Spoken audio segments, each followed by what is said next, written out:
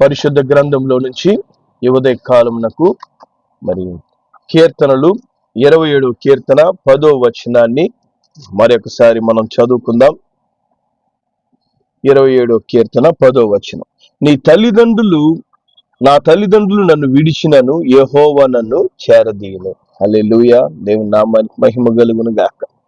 కాబట్టి ఈ లోకంలో తల్లిదండ్రుల కంటే గొప్ప ప్రేమ చూపించే వాళ్ళు ఇంకొకరు ఉండరు. కాబట్టి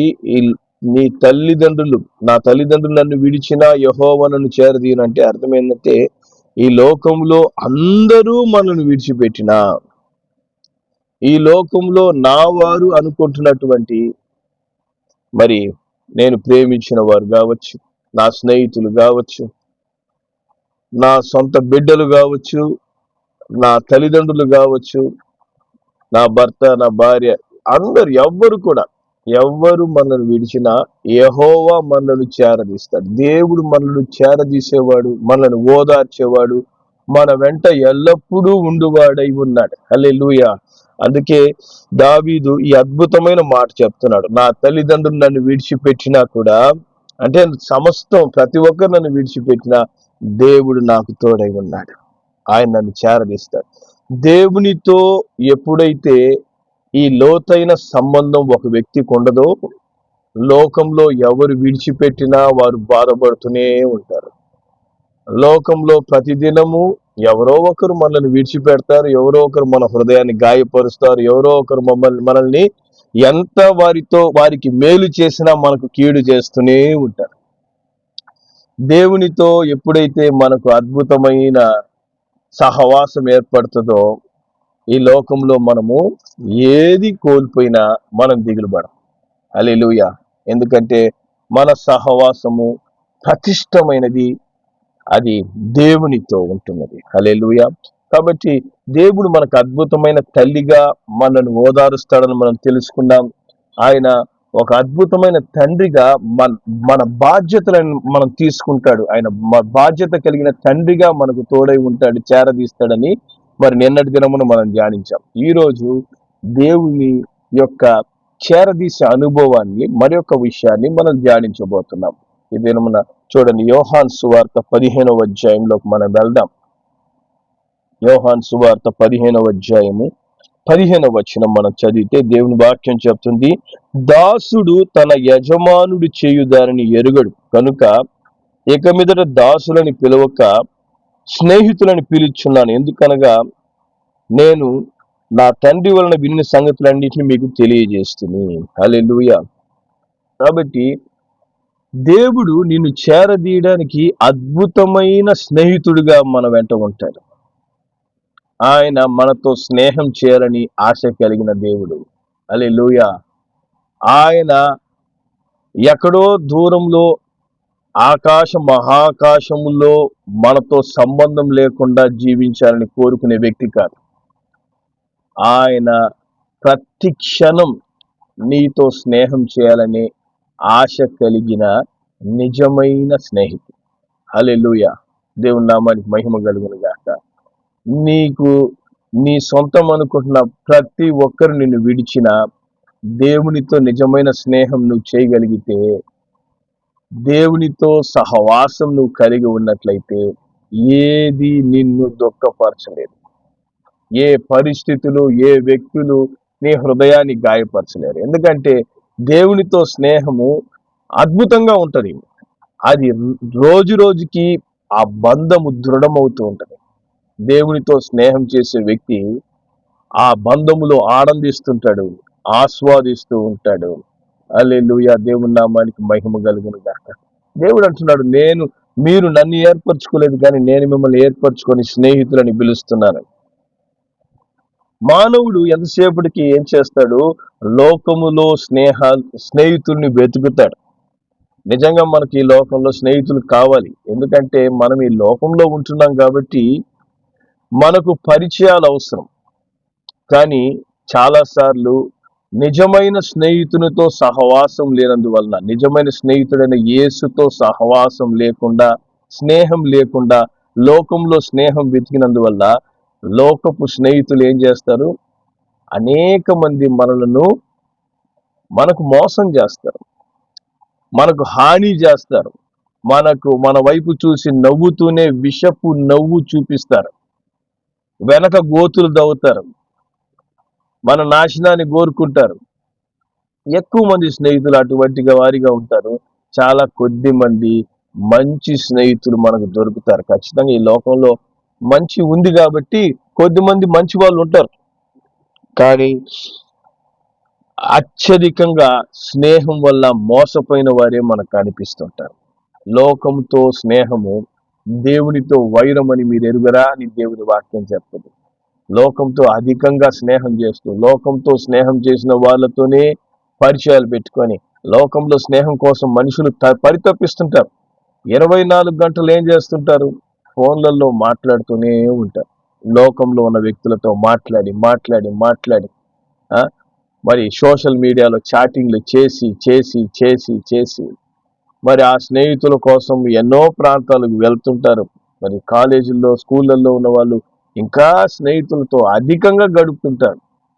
మరి తర్వాత కాలంలో కూడా చాలా మంది వారి స్నేహితులను కలిగి ఉంటారు. మరి ఉద్యోగస్తులైతేనేమి, పలు విధాలైనటువంటి మరి ఇంటి దగ్గర ఇళ్ళలో ఉన్న వాళ్ళు కూడా ఇంటి పక్కల వాళ్ళతో స్నేహాలు చేస్తుంటారు. కానీ ఎంతమంది మీ స్నేహితుల్లో నీకు నిజంగా నీకు సహాయం చేశారని అంటే మోసం చేసిన వాళ్ళ లిస్ట్ ఎక్కువగా చెప్తారు. వాడు నాకు ఇత మోసం చేశాడు, ఈమె నన్ను ఇత మోసం చేసింది, వాడు నన్ను ముంచాడు, ఈమె నన్ను ముంచింది. ఎందుకంటే నిజమైన స్నేహము ఈ లోకంలో మనకు దొరకదు. కాబట్టి మనం జ్ఞానం కలిగి స్నేహితులను ఎంచుకోవాలి. అట్టి జ్ఞానం నీకు కావాలంటే నీకు నిజమైన స్నేహితుడైన దేవునితో స్నేహం కలిగి ఉండాలి, సహవాసం కలిగి ఉండాలి. హల్లెలూయా. దేవునితో ఎప్పుడైతే నువ్వు స్నేహం చేస్తావో నీ జీవితంలో మంచి స్నేహితులు నీకు దొరుకుతారు. మంచి స్నేహితులతో నువ్వు స్నేహం చేస్తావు. నీ కుటుంబంలో ఉన్న వారు కూడా మంచి వారిగా మారుతారు. వారు నీకు స్నేహం చేసేవారిగా తయారవుతారు. హల్లెలూయా. ఎందుకంటే దేవుని స్నేహితులుగా మనము మారుతూ ఉన్నాం కాబట్టి. హల్లెలూయా. కాబట్టి దేవుని బిడ్డలైన మనము దేవునితో స్నేహం చేసేందుకు దినదినము మనము పరితపించాలి, ఆశపడాలి. ఎందుకంటే ఈ లోకంతో స్నేహం చేసే కొలది మనం దేవునికి దూరం అవుతూ ఉంటాం. ఈ లోకంతో స్నేహం అధికముగా మరి దేవుని కంటే అధికంగా లోక విషయాల గురించే ఆలోచన, లోక వ్యక్తులతోనే మాటలు, లోకంతోనే ఎక్కువ సమయం నువ్వు గడిపే కొలది దేవునితో ఉన్నటువంటి సంబంధాన్ని, బంధాన్ని దినదినము కోల్పోతూ ఉంటాము. లోకంతోనే మనం జీవిస్తూ ఉంటాం. కానీ దేవుని వాక్యం చెప్తుంది, సామెతల గ్రంథం 14వ అధ్యాయము 14వ వచనంలో, భక్తి విడిచిన వాని మార్గములు వానికే వెక్కసమగును అంటున్నాడు. కాబట్టి దేవుని విడిచిపెట్టి లోకంలో తిరిగే కొలది ఏమవుతుందంట? మనకే వెక్కసం అవుతుందంటే, ఎందుకు ఇంతకాలం వృధా చేశాను, వ్యర్థమైన స్నేహితులతో స్నేహం చేసి చేసి ఇంతగా నేను మోసపోయానే అని దిగులు పడే దినం ఒకరోజు వస్తుంది. వాళ్ళందరూ నన్ను చీట్ చేశారు అని బాధపడే దినం ఒకరోజు వస్తుంది. వెక్కసం అవుతుందంట. వీళ్ళ కోసమా నేను ఇంతకాలం నేను నా జీవితం అంతా వృధా చేసింది, వీళ్ళ కోసమా నేను నా విలువైన సమయం అంతటిని నేను వృధా చేసిందని వెక్కసమయ్యే దినం వచ్చేంత వరకు భక్తి విడిచి లోకంతో స్నేహం చేస్తారంట మనుషులు. భక్తి అంటే దేవునితో సహవాసాన్ని వదిలిపెట్టి లోకంతో స్నేహం చేసి చేసి ఆఖరికి విరక్తి చెందుతారు. అందుకే తప్పిపోయిన కుమారుడు గురించి ప్రభువైన యేసు మనతో చెప్తాడు. తప్పిపోయిన కుమారుడు స్నేహితుల మాట విని ఏమయ్యాడంట? తండ్రితో ఉన్నటువంటి స్నేహాన్ని, తండ్రితో ఉన్న సంబంధాన్ని, సహవాసాన్ని దూరం చేసుకుని వెళ్ళిపోయాడు. స్నేహితులందరూ తన దగ్గర ఉన్నటువంటి ఆస్తి అయిపోయేంత వరకు స్నేహం చేశారు.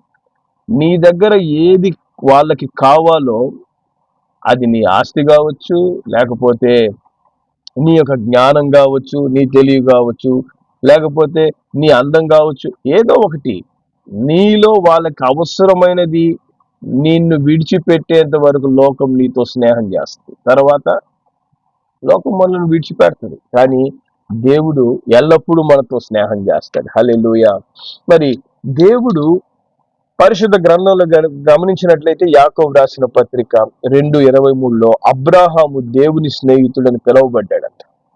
మరి అదే విధంగా ఆ నిర్గమాకాండం 33:11 మనం చదివితే మోషేతో దేవుడు స్నేహితుని వలె ముఖాముఖి మాట్లాడడం ప్రారంభించాడంట. హల్లెలూయా. దేవుని నామానికి మహిమ కలుగును గాక.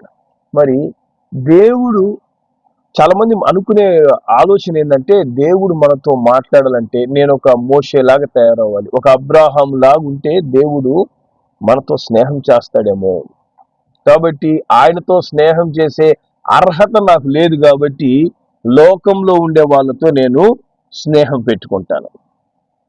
సాతాను ఆ తలంపిస్తాడు. లోకంలో స్నేహం చేయడానికి నువ్వు అర్హురాలివి, దేవునితో స్నేహం చేసే అంత మంచి గుణాలు నీలో లేవు. మరి యేసు ప్రభు ఎవరితో స్నేహం చేస్తాడు? ఎటువంటి వారితో ఆయన స్నేహం చేసే దేవుడై ఉన్నాడు? మరి దేవుని వాక్యంలో మనం గమనిస్తే యేసు ప్రభు స్నేహించినటువంటి వ్యక్తి ఉన్నాడు. యోహాను సువార్త 11:3-5 మనం చదివితే అక్కడ వాక్యం చెప్తుంది, నీవు ప్రేమించినటువంటి వ్యక్తి రోగి అయి ఉన్నాడు అని. మరి ఎవరైనా? లాజరు. మరి 5వ చెప్తుంది, యేసు మార్తాను ఆమె సహోదరి ఆమె మరియా లాజరును ప్రేమించాడు. అంటే ఆయన అందరినీ ప్రేమిస్తున్నాడు. పురుషులతోనే స్నేహం చేస్తాను, స్త్రీలతోనే స్నేహం చేస్తాను కాదు, ఆయన మార్తా మరియా లాజరుని ప్రేమించాడంట. హల్లెలూయా. దేవుని నామానికి మహిమ కలుగును గాక. అంతేకాకుండా ఆయన 11వ చెప్తాడు, మన స్నేహితుడైన లాజరు నిద్రిస్తూ ఉన్నాడు.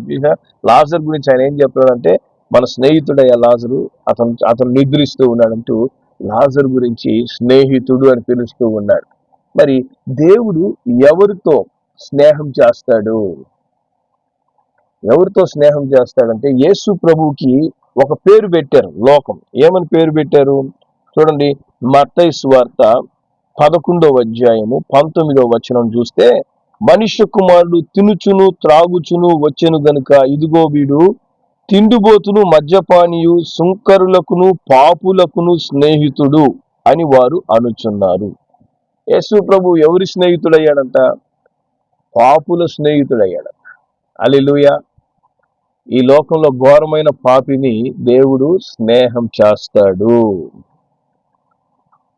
ఇది ఆశ్చర్యంగా ఉంటుంది. పరిశుద్ధుని కదా దేవుడు స్నేహం చేసేది, పరిశుద్ధులతో కదా దేవుడు పరిచయాలు పెట్టుకునేది.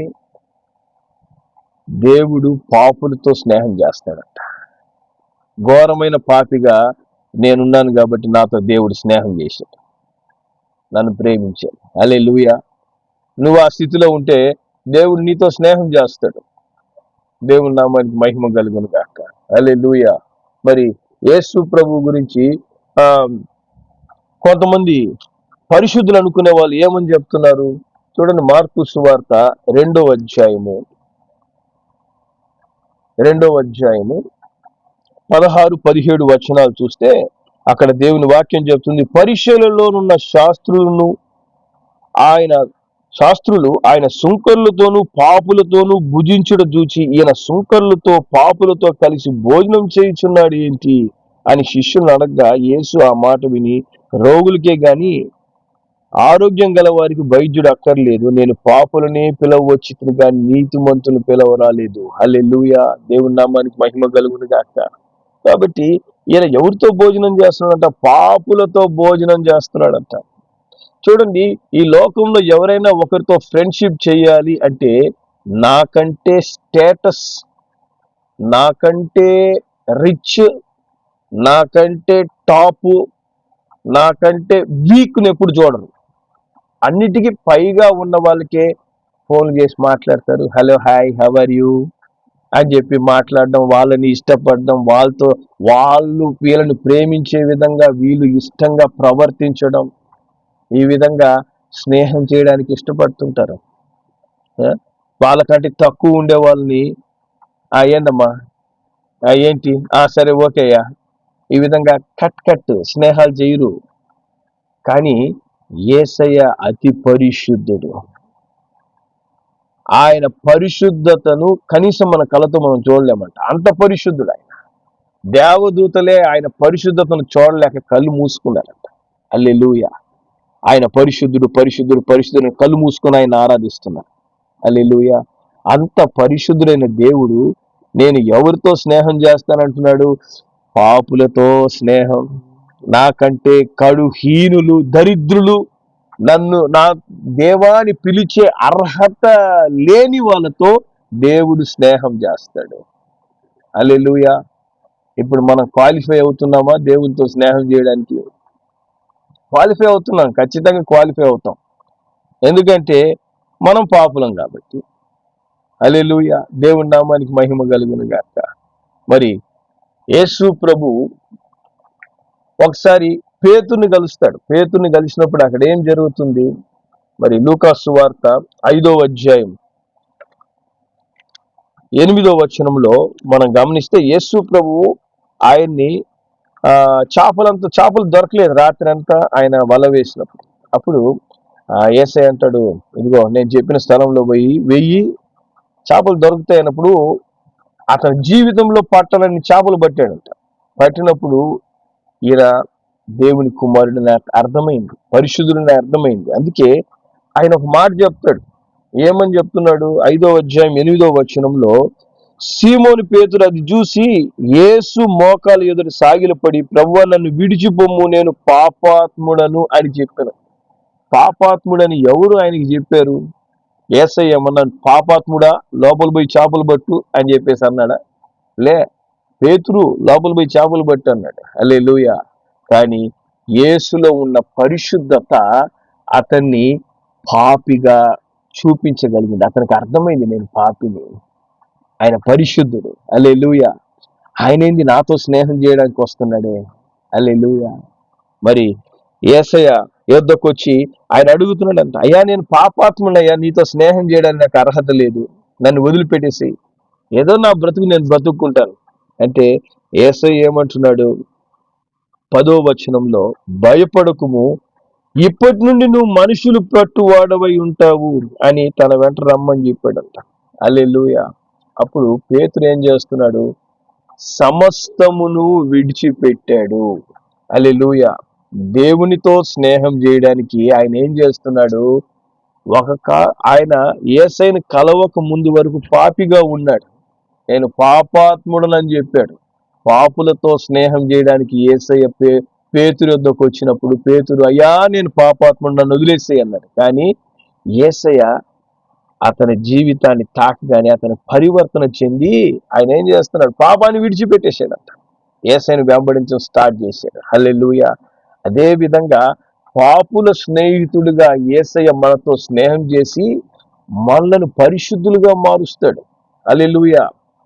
మనము మూర్ఖులతో సహవాసము చేస్తే మనము మూర్ఖులైపోతామంట. జ్ఞానులతో సహవాసం చేస్తే మనం జ్ఞానవంతులం అవుతాం.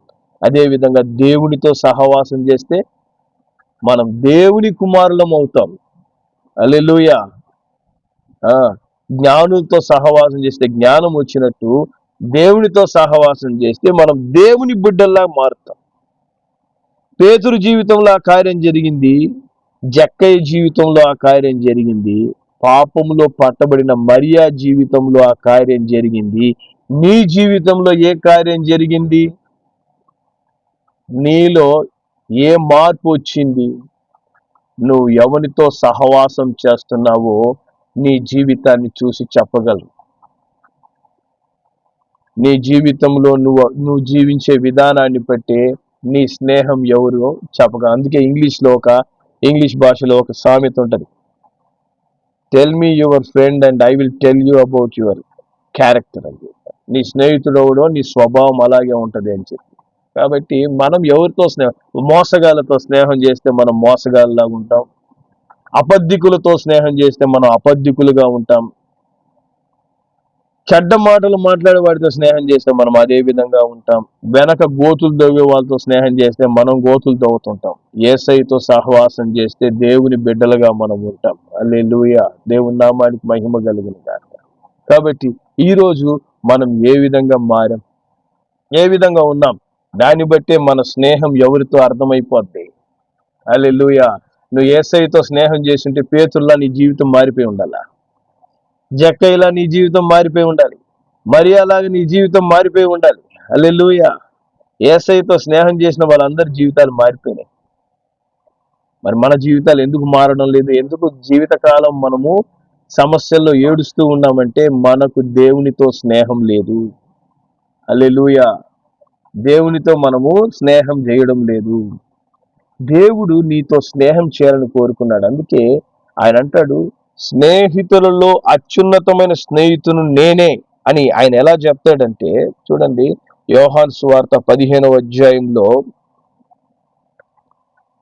అధ్యాయంలో ఆయన అంటాడు, 13వ వచనం, తన స్నేహితుల కొరకు తన ప్రాణం పెట్టువాని కంటే ఎక్కువ ప్రేమ గలవాడు ఇంకొకరు లేడు.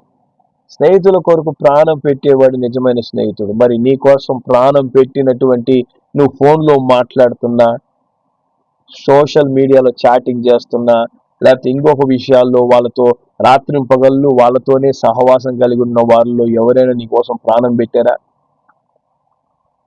ఎవరైనా నీ కోసం ప్రాణం పెడతానని చెప్పారా?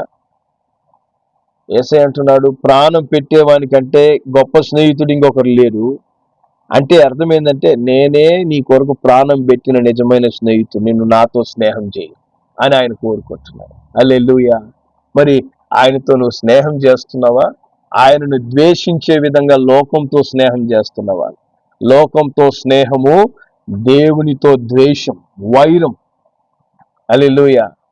99% మంది లోకంతో స్నేహం చేసి చేసి చేసి చేసి మోసపోయి ఆఖరికి ఏంటంటే, దేవుడు నాకు ఇట్లాంటి దుఃఖకరమైన బాధాకరమైన జీవితాన్ని ఎందుకు ఇచ్చాడంటే, నువ్వు దేవునితో అసలు స్నేహం చేస్తే కదా.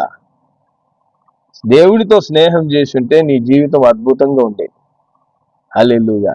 బ్రతికినంత కాలం లోకంతో బ్రతికి దేవుడు నాకు ఏం చేయలేదు అనుకుని లోకాన్ని విడిచిపెట్టినందువల్ల దేవునికి లాభం లేదు, మనకు లాభం ఉండదు.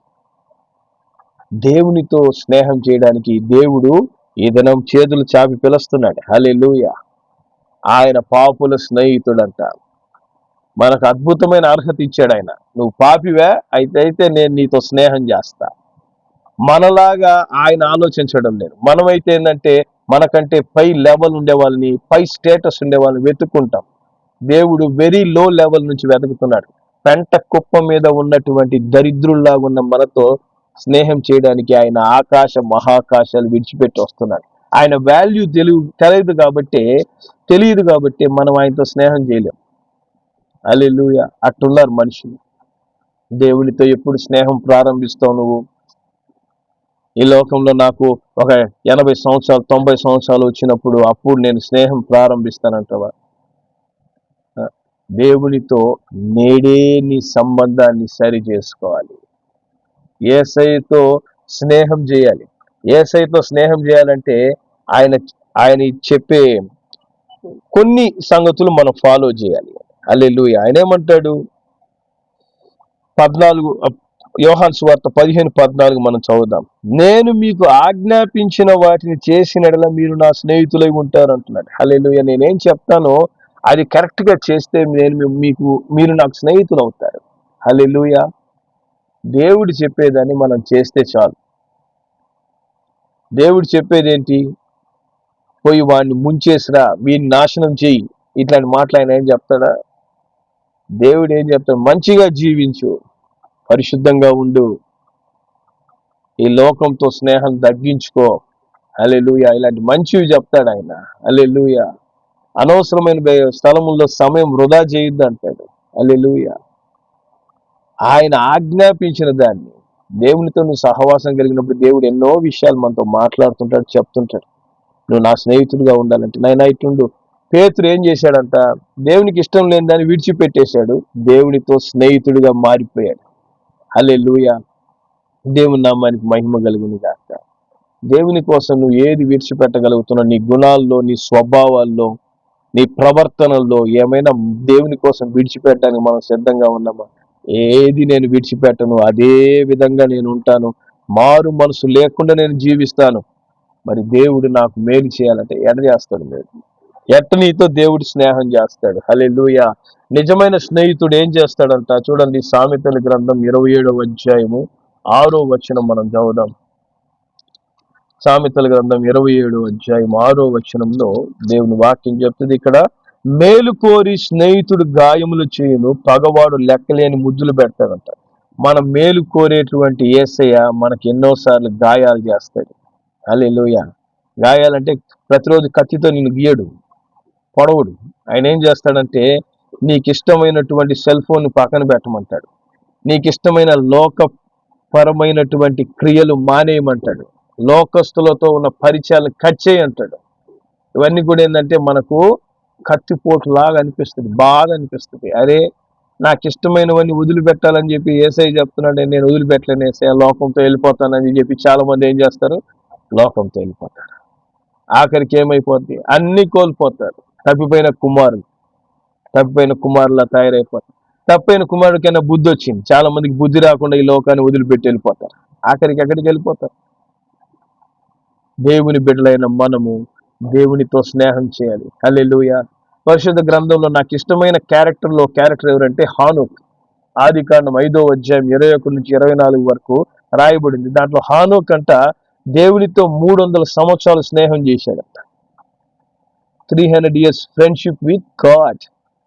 దేవునితో స్నేహం చేసి దేవుడు అధికంగా ఆయన్ని ప్రేమించి మరణమే లేకుండా హానోకుని తీసుకెళ్ళిపోయాడంట. హల్లెలూయా.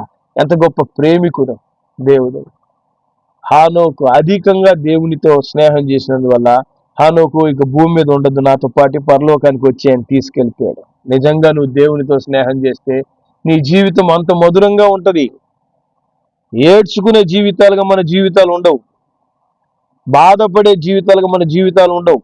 దేవునితో స్నేహం మన జీవితము చాలా రుచికరంగా మారిపోతుంది. అప్పుడు 100 మంది శత్రువులు మన చుట్టూ ఉన్నా కూడా నా దేవుడు నా స్నేహితుడు అని గర్వంగా మనము దేవునిలో ఆనందిస్తూ స్తుతిస్తూ సంతోషంగా ఉంటాం.